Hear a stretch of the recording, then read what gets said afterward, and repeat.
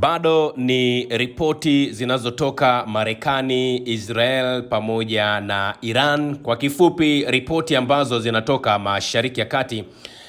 Iran wametangaza kwamba ikiwa itatokea Israel au Marekani kufanya mashambulizi au watarusha kombora pale Tehran, kwa maana mji mkuu wa Iran, basi wao watarusha ballistic missile 7,000 kwenye taifa la Israel, na wamesema lengo la kufanya hivyo ni kuharibu kabisa miundombinu yote ya Israel ili isiwe na uwezo wa kuishambulia tena taifa la Iran. Kwa hiyo ni onyo ambalo limetolewa na Iran kwenda kwa Israel pamoja na washirika wake wa Marekani juu ya mipango ambayo inapangwa na hilo taifa la Iran.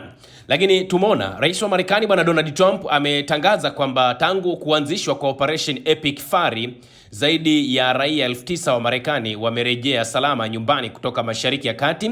Na kwa mujibu wa taarifa rasmi, raia wa Marekani waliopo katika eneo hilo na wanaotaka kurejea nyumbani wametakiwa kujisajili kupitia tovuti ya Wizara ya Mambo ya Nje ya Marekani ambayo inafahamika kama step.state.gov kwa maana gavo, na wizara hiyo pia imesema itawatambua walipo raia hao na kuwapatia chaguo za usafiri wa kurejea nyumbani kwao Marekani. Na serikali ya Marekani tayari imeanza kukodisha safari maalum za ndege bila malipo pamoja na kuweka nafasi katika safari za kibiashara ambazo zinatarajiwa kuongezeka kadri hali inavyoimarika huko katika ukanda wa Mashariki. Na raia wa Marekani sasa hivi wameambiwa wanaweza wakawasiliana na kikosi kazi cha Wizara ya Mambo ya Nje kinachofanya kazi masaa 24, na imewekwa namba ya simu ambayo raia wa Marekani watatakiwa kuwasiliana nayo pindi wanapohitaji msaada wa aina yeyote ile, huku tahadhari zikiendelea kutolewa kwamba raia wa Marekani ambao wapo bado Mashariki ya Kati basi wanatakiwa kuwa na tahadhari, kuchukua tahadhari, lakini pia kufuatilia vyombo vya habari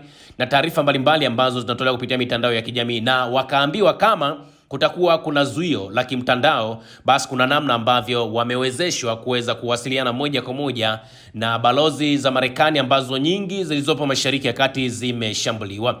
Lakini pia Iran imesema inatoa onyo kali kwa Israel, wakisema kwamba shambulizi lolote dhidi ya ubalozi wake nchini Lebanon litachukuliwa kama uchokozi mkubwa na litajibiwa kwa hatua za kulipiza kisasi, ikiwa ni pamoja na kulenga balozi za Israel kote duniani. Na Jumatano maneno hayo yamezungumzwa na msemaji mkuu wa vikosi vya ulinzi vya Iran, Brigadier General Abolfazl Shekach, ambapo amejibu vitisho vya karibuni vinavyodaiwa kutolewa na Israel dhidi ya ubalozi wa Iran uliopo mjini Beirut nchini Lebanon. Shekach ameishutumu Israel kwa kile alichokiita ni tabia ya kipuuzi na ya upuuzi kupuuza mipaka ya kimataifa na kanuni za kidiplomasia katika hatua zake za kijeshi. Anasema kuwa licha ya Iran kuwa na uwezo mkubwa wa kijeshi, wameendelea kujizuia kwa kuzingatia maslahi ya kimataifa na kuheshimu uhusiano wake wa kidiplomasia na mataifa mbalimbali duniani. Anasema Iran haina uhasama na taifa lolote isipokuwa Marekani na utawala wa Kizayuni. Amesema akisisitiza kwamba Jamhuri ya Kiislamu ya Iran inaendelea kujikita katika ushirikiano wa kimataifa pamoja na namna gani ambavyo wanaweza wakaboresha diplomasia zaidi. Na kwenye tamko lake Shekach anaonya kuwa iwapo Israel itatekeleza tishio lake na kushambulia ubalozi wa Iran nchini Lebanon, Tehran italazimika kuzichukulia balozi zote za Israel duniani kama shabaha halali za kijeshi.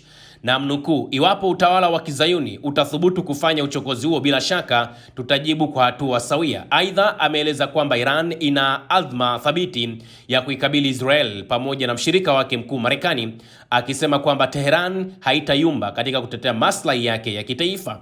Na tamko hilo linakuja katika kipindi cha mvutano ukiendelea kuongezeka katika eneo la Mashariki ya Kati, huku jumuiya za kimataifa zikiendelea kufuatilia kwa karibu mwelekeo wa hali hiyo Mashariki ya Kati. Kwa hiyo hili ndilo ambalo linaendelea huko, na ni sasa hivi ilikuwa ni tofauti kidogo na wiki kama moja ambayo imepita. Ni kwamba palikuwa pana hizo Cold War kwa maana ya vita ya maneno na mambo mengine, lakini sasa hivi watu wameamua kuoneshana ubabe, yani mvulana anaonekana na mwanamume anaonekana. Na wakati Iran ikitoa onyo hilo kwenda kwa Israel, tumeona rais wa Marekani Trump anasema yeye yuko tayari kufanya mazungumzo na uongozi uliosalia wa Iran kufuatia kuuawa kwa kiongozi mkuu wa taifa hilo katika mashambulizi ya anga ya pamoja Marekani na Israel ambayo yalilenga kuangusha utawala wa Tehran. Trump alitoa kauli hiyo wakati wa mashambulizi makali ya mabomu dhidi ya miji ya Iran na mashambulizi ya makombora ya kujibu kutoka Tehran yakiitikisa Mashariki ya Kati pamoja na uchumi wa dunia kwa ujumla. Na ifahamike mapema Jumatatu mapigano yalienea hadi Lebanon na baada ya Israeli kuanza kushambulia malengo ya Hezbollah kufuatia kundi hilo kurusha makombora na ndege zisizokuwa na rubani kuelekea kaskazini mwa Israel kulipiza kisasi cha kuuawa kwa kiongozi mkuu wa Iran Ayatollah Ali Khamenei. Afisa mkuu wa usalama wa Iran Ali Larijani ambaye pia alikuwa mshauri wa kiongozi mkuu wa zamani wa taifa hilo anasema Tehran haitafanya mazungumzo na Marekani, huku akikanusha taarifa kuwa maafisa wa Iran walikuwa wameanzisha mawasiliano na utawala wa Donald Trump. Na mtakumbuka niliwaambia sasa hivi ndugu zangu, wakati mkiendelea kufuatilia hizi taarifa za Iran, sasa hivi kuna fedha pia zimeshamwagwa, ambazo fedha hizo zimemwagwa kama ambavyo zilimwagwa mwezi Juni mwaka 2025. Zilikuwa ni fedha kwa ajili ya kueneza propaganda. Yani unaikuta habari ambayo ipo kwenye chombo A ndio ile ile, hata herufi moja haijabadilishwa, ipo kwenye chombo Z. Kwa hiyo kuna fedha pia zimemwagwa kwa ajili ya kueneza taarifa za uongo juu ya kile ambacho kinaendelea kati ya Marekani, Israel pamoja na Iran. Kwa hiyo ndugu zangu, natakiwa kuwa makini sana.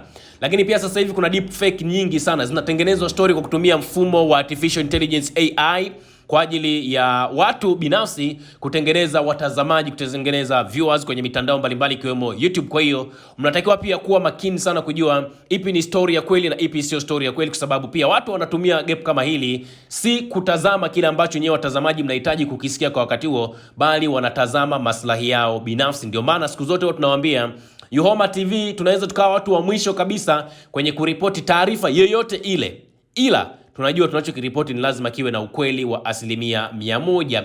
Sasa balozi wa Iran kwenye Umoja wa Mataifa Amir Said Iravan alizungumza kwenye kikao cha dharura cha Baraza la Usalama kwamba mamia ya raia wameuawa na wengine kujeruhiwa katika mashambulizi ya Marekani na Israeli, akisema mashambulizi haya yalilenga kwa makusudi maeneo ya makazi ya raia katika miji kadhaa. Idadi ya vifo inatarajiwa kuongezeka baada ya siku ya pili ya mashambulizi ya mabomu, kwa maana leo tunapozungumza tupo kama siku ya 5 tokea mashambulizi yalipoanza, na vifo vimeripotiwa kuwa ni vingi zaidi. Miongoni mwa waliofariki dunia tunafahamu ni kiongozi mkuu wa Iran Ayatollah Ali Khamenei ambaye amefariki akiwa na umri wa miaka 86. Na kwa mujibu wa ripoti ambazo zimetolewa na shirika la ujasusi la Marekani CIA ni kwamba walikuwa wakimfuatilia Khamenei kwa miezi kadhaa, na CIA walitoa taarifa kwa Israel wakati kiongozi huyo alipokutana na wasaidizi wake wakuu wa ulinzi katika makazi yake mjini Tehran, hatua ambayo ilisababisha uamuzi wa kushambulia. Sasa miongoni mwa mwamba ambaye anatajwa kwamba amekuwa akijihusisha moja kwa moja kwenye eneo hilo, na kwa bahati nzuri sana ni kwamba tayari alikwisha kudakwa, ni huyu mshikaji anayefahamika kwa jina la Ismail Khan, ambaye huyu ni mkuu wa kikosi cha Quds cha kule Iran, ambaye kwa hivi sasa unaambiwa yupo chini ya kizuizi kwa kuhusishwa moja kwa moja na kuuza ramani za viongozi wa kule Iran pamoja na mataifa mengine, Lebanon pamoja na kwingine, kwa sababu kila eneo ambalo anakuwepo mwamba huyu yamekuwa yakitokea mashambulizi. Sasa mmesikia nyewe wenyewe kwamba kwa mujibu wa taarifa ambayo limetolewa na shirika la ujasusi la Marekani linafahamika kama CIA, wanasema walikuwa wakimfuatilia Ali Ayatollah Khamenei kwa miezi kadhaa, na wanaenda mbali zaidi, wanasema baadaye walitoa ripoti kwa Israel wakati kiongozi huyo alipokutana na wasaidizi wake wa ulinzi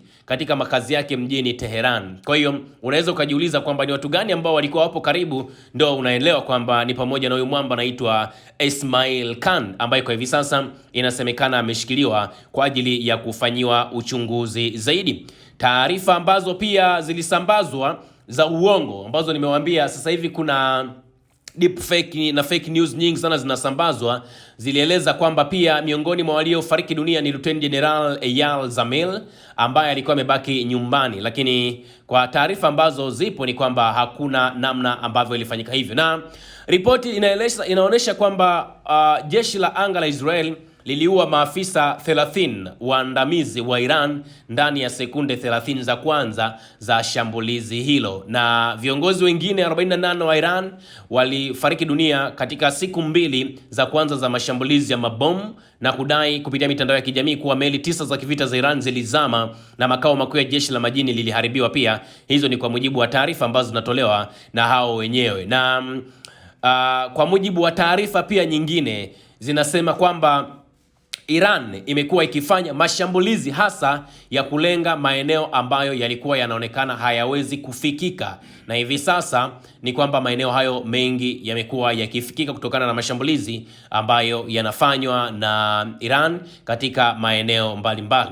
Sasa nafikiri nina kila sababu za kuja kuwaletea hapa taarifa ambayo pia imetolewa na bwana Tim Walz, moja kati ya viongozi wa kule nchini Marekani. Nitakuja kuambia taarifa hiyo ni nini ambacho kimezungumzwa na Marekani wenyewe, lakini kama itoshi nitakuja kuwaleteni hapa ripoti ambayo inahusiana na kile ambacho kimezungumzwa na rais wa Marekani bwana Donald Trump, na kile ambacho kingine kimezungumzwa na Uingereza kuhusiana na hayo ambayo yanaendelea. Yaani huko kuna burudani ya aina yake ambayo inaendelea kati ya Iran pamoja na Marekani na hiyo Israel. Hii ni Uhoma TV na mimi ni ndugu yenu wa karibu kabisa Alex Guido Mvinge. Usisahau kusubscribe, like na kubonyeza alama ya kengele. Asante.